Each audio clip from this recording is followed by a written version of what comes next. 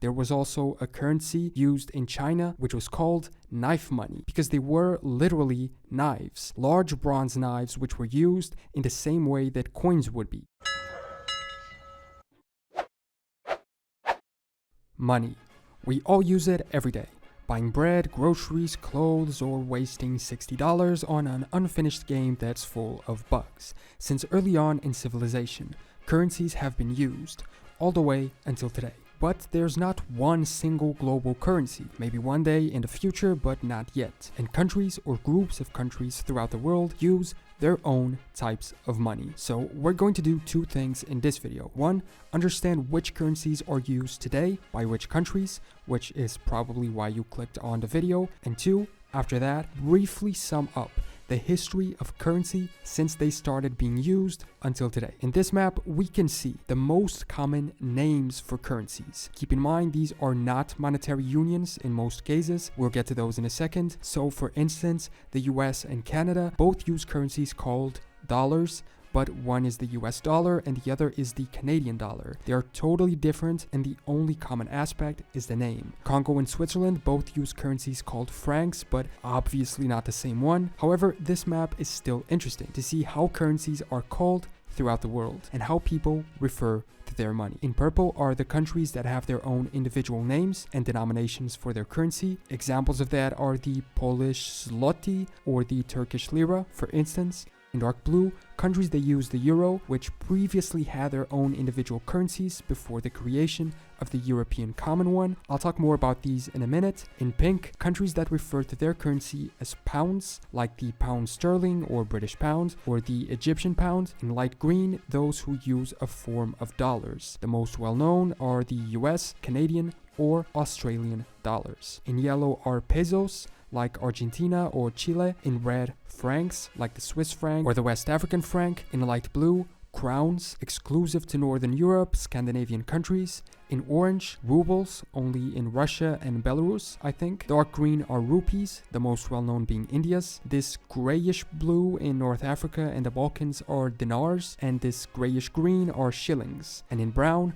reals. And so it's interesting to see how despite monetary unions being somewhat uncommon, the way that people refer to money worldwide is overall quite common, with a few major groups. So a lot of countries share currency names, but what about sharing the currencies themselves? Which countries are in fact in monetary unions? The biggest monetary union, I would say, is the euro. The eurozone is a union of 19 countries in Europe which agreed to let go of their individual currencies and adopt a common one. Portugal let go of its escudo, Spain of its peseta, Italy of its lira, France of their francs, and Germany of their Deutschmarks, amongst others. Although the euro does have an interesting aspect, which is, despite being a common currency, each country, when it comes to the coins, has their own design, a way of maintaining the uniqueness of local currency in a monetary union. It's also fun to be in Greece and have Estonian, Irish, and Dutch coins in your wallet, proving the real union of the European market. Besides the 19 official Eurozone members, a few more places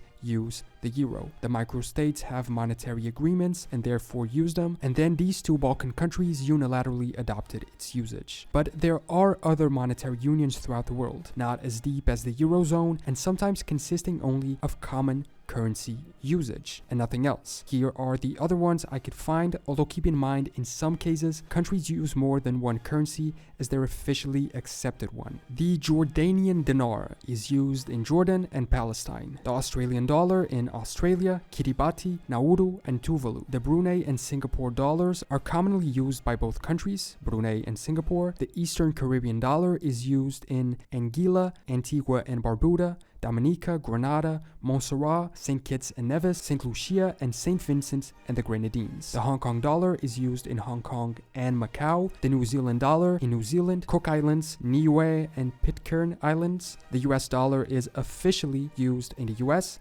Panama, Ecuador, El Salvador, East Timor, and a number of Pacific islands. The Central African franc in Cameroon, the Central African Republic, Chad, Congo, Equatorial Guinea, Gabon, French Polynesia, New Caledonia, Wallis and Futuna, and the Comoros, while the West African franc is used in Benin, Burkina Faso, Côte d'Ivoire, Guinea-Bissau, Mali, Senegal, and Togo. The Swiss franc, sharing the name, is used in Switzerland and Liechtenstein, a monetary and customs union that Liechtenstein had to enter in order to recover from the economic devastation it suffered after World War I. And as far as I could find, these are all of the monetary unions that there are in the world, of a single currency being used by 2 or more countries. Each of the other countries then uses their own individual currency, although keep in mind some of these, in some of the unions, also have additional national currencies, like Macau, which uses the Hong Kong dollar, but also their own currency. And for instance, the US dollar is commonly used as a parallel, non-official currency in a lot of countries worldwide, even if it isn't officially a state currency in most of them. Now, I obviously can't go country by country, currency by currency, because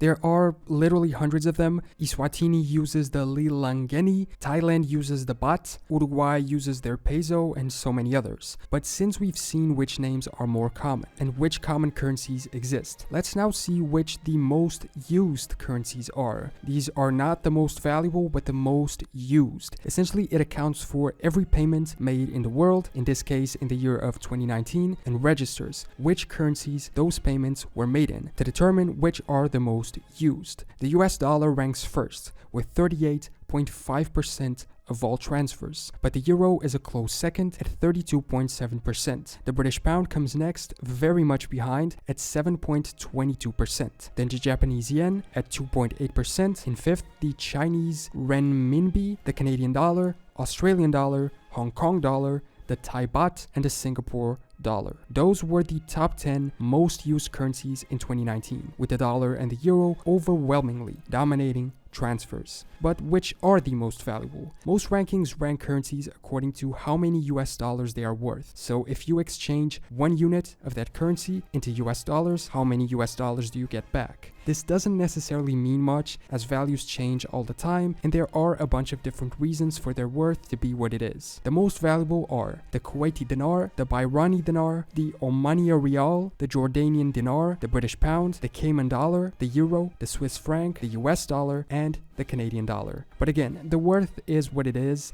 and if you're in a random country somewhere in the world, an American dollar or even a euro will be much more useful, and therefore in reality more valuable than a Kuwaiti dinar, for instance. The lowest, meaning least valuable currencies, are usually the ones in countries suffering heavy crisis and therefore currency inflation. A lot of times these currencies still exist but are in practice abandoned, with new currencies being created or dollars or euros being used. The least valuable currencies in 2020 were the Venezuelan bolivar. In order for you to get an idea, 1 euro equals 580,000 bolivars. In a far second is the Iranian rial. 1 euro equals around 50,000. Then the Vietnamese dong, with 1 euro equaling around 28,000. The Indonesian rupiah, 1 euro equals 17.5 thousand. And the Uzbekistan's som, in which 1 euro equals 12,000. These values obviously change often on a daily basis, and specific currencies have changed in worth throughout history. Speaking of history, what are some of the most well-known historical currencies? This is kind of up to everyone to know which they find interesting and why, but here are a few that I like. The drachma of ancient Greece, which was then reintroduced by Greece in modern times before they adhered to the euro. In fact, the back of the current 1 euro Greek coin is the same as this one, found in an Athenian drachma from 450 BC. Almost 2,500 years later, the Athenian owl is still used to represent the currency of the Greek. The denarius of the Romans, widely used throughout Western Eurasia and North Africa from classical times into the Middle Ages. Because of how large the Roman Empire was, it served as a model for the currencies of the Muslim empires and the European states during the Middle Ages and even the modern era. Or the florins in Europe in the 13th century, the first European coin struck in sufficient quantity to play a significant commercial role. There was also a currency, surreal in my opinion, used in China between 600 and 200 BC, which was called knife money because they were literally knives, large bronze knives which were used in the same way that coins would be. Apparently, it's not certain why this happened, but one story tells that a prince was running low on money to pay his troops, allowed them to use their knives as a form of currency to barter with villagers, and the medium became so popular that it became generally accepted. All these are obviously not in use anymore, but I think their influence is evident in the way currencies were shaped and the way we use them today. The oldest continuously used currency up to this day seems to be the British pound sterling. It's 1200 years old, dating back to Anglo-Saxon times, although having gone through many changes and reforms until modern days. So now for the second part of this video. How did we, as humans, begin using currency? It dates back quite some time, and while the main concept has somewhat stayed the same, the way in which currency is represented, the way it is transferred, and its names have changed a lot. From bartering to cattle, to shells, metals, coins, banknotes, and now simple transfers. In his Politics book, the Greek philosopher Aristotle considered that every object has two uses: the original purpose for which it was designed, and as an item to sell or barter. And as it appeared, money seeked to represent exactly that, a storage of a specific good, therefore being tied to the worth of it. Money was thus initially a form of receipt, representing grain stored in temple granaries, for instance, as was the case in ancient Mesopotamia or ancient Egypt. The currency was still the goods, and money just represented whatever they were. As commerce grew, so did the need for coins, as you couldn't constantly be moving around all of your cows or all of your grain to trade with others. There are some stories about certain regions also using salt as a currency, and that being the origin of the word salary, but I couldn't find any actual confirmation of this. It was only a little later in history that money in itself became a currency, common to all goods, and the metal pieces used to represent stores of grain became valuable in itself. The earliest known coins date to 650 BC in Asia Minor, where the elites of Lydia and Ionia used stamped coins to pay their armies, mostly silver but then gold, and even bronze coins began being used. Metals were mined, weighed, and stamped into coins, and the stamping assured that whoever was accepting the coin that they were getting a certain known weight of precious metal, which they could then exchange for something else. Gold was the most precious, usually used for big payments like paying the military or state expenses, silver for mid-sized purchases, and copper or still silver for everyday purchases. It's interesting how even at this early point in history of currency, the concept of inflation was already somewhat of a thing. If a certain country today decides to suddenly print a lot of money, the value of that currency goes down.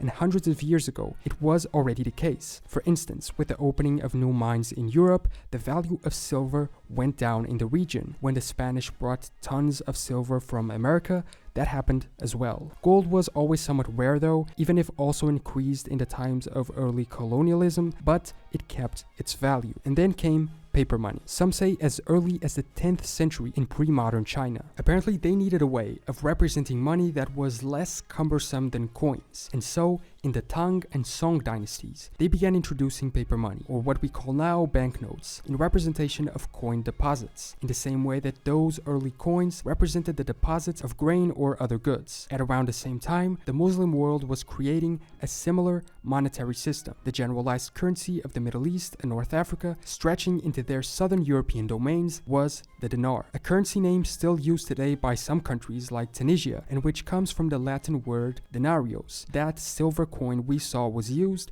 in the times of the Roman Empire. Many languages' word for money comes from that same origin, like the Portuguese dinheiro or the Spanish dinero, even if they called and call their currencies some other name. In Europe, the first actual introduction of paper money was in Sweden in 1661. Sweden was very rich in copper, and so most of its currency was copper coins. However, due to their low value, they needed to be used in great quantity or great size. It wasn't like today, where a €1 coin is worth €1 because we all agreed that it is. At this point, the metal of the coin itself was worth the coin's value. Introducing paper money stopped the need to carry those big bags of copper coins. Furthermore, its generalized use in the world allowed for a safer transportation of money. This also led to the sale of stock in joint stock companies through the emission of paper stocks. It does have some downsides, like it having no intrinsic value, such as metallic coins did, and so a state can just print more of it, although suffering the economic and value consequences, while gold and silver had to be mined, and if there were no mines, you couldn't just decide to make more. And so we get to modern times, when on a daily basis, we either use cash, these banknotes or alloy coins, no longer pure bronze, silver, or gold, or we just use a bank card or our phones to pay for things. Some countries have even almost entirely eliminated the usage of live cash. China is a good example. And some people have started introducing the ideas of digital or cryptocurrencies, although that's an issue for another video and one that I myself honestly don't understand that well yet. So that was a brief overview of the currencies of the world, the types of denominations they have, the cases of common usage and monetary unions, the most used, the most valuable, and what the history of currency is. This historical view of how currencies emerged and evolved is obviously very summarized. There are a million details that we could go into, like the gold standard, created to allow for a non-inflationary production of standard banknotes, which represented a certain amount of gold stored in banks, among so many other details like who is represented on each bill and coin, the habit of representing kings and emperors on the back of them, the habit of the US of representing its statesmen on their bills, or Europe with their country customized coins. There are a lot of avenues one can take when talking about currency, so if you want me to dedicate a specific video to any of them, just let me know in the comments. Thanks so much for watching this video. Subscribe if you want, and leave a comment with your opinions or thoughts. If you are interested in talking to me or other subscribers, join the Discord server through the link in the description. I will see you next time for more general knowledge.